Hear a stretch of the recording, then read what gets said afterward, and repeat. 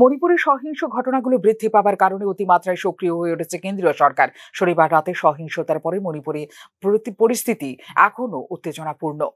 রবিবার জিরিবাম জেলায় পুলিশের গুলিতে নিহত হয়েছেন একজন মেয়েতি বিক্ষোভকারী। এরপর পরিস্থিতি চলে যায় নিয়ন্ত্রণের বাইরে। এদিকে অস্থির পরিস্থিতিতে রাজ্যের স্কুলগুলিতে দুদিনের জন্য ছুটি ঘোষণা করেছে রাজ্য সরকার।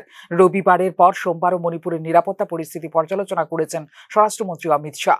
স্বরাষ্ট্র সচিব গোবিন্দ মোহন, গোয়েন্দা ব্যুরোর পরিচালক তপন ডেকা, জাতীয় নিরাপত্তা উপদেষ্টা অজিত ডোভাল এবং মন্ত্রকের অন্যান্য ঊর্ধ্বতন কর্মকর্তারা উপস্থিত ছিলেন এই বৈঠকে।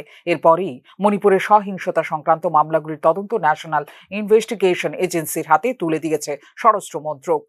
সোমবার আনুষ্ঠানিকভাবে মণিপুরের জিরিবাম জেলায় সহিংসতা সম্পর্কিত 3টি মামলার তদন্তের দায়িত্ব নিজের হাতে তুলে নিয়েছে। এদিকে ন্যাশনাল ইনভেস্টিগেশন এজেন্সি, যার মধ্যে 11ই নভেম্বর সিআরপিএফ এর সাথে একটি এনকাউন্টার হয়েছে, যাতে 10 জন সন্দেহভাজন জঙ্গির নিহত হয়েছিল। গত 7 নভেম্বর আদিবাসী নারীকে পুড়িয়ে হত্যার তদন্ত করবে এনআইএ।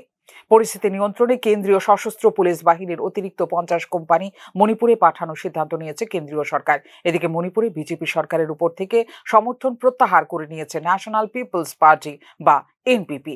60 সদস্যের মণিপুর বিধানসভায় এনপিপির 7 জন সদস্য রয়েছে, যারা বিজেপি সরকারকে সমর্থন করেছিল সরকার গঠনের সময়। তবে মণিপুর বিধানসভায় বিজেপির 32 জন সদস্য রয়েছে, যেখানে সংখ্যাগরিষ্ঠের সংখ্যা 31।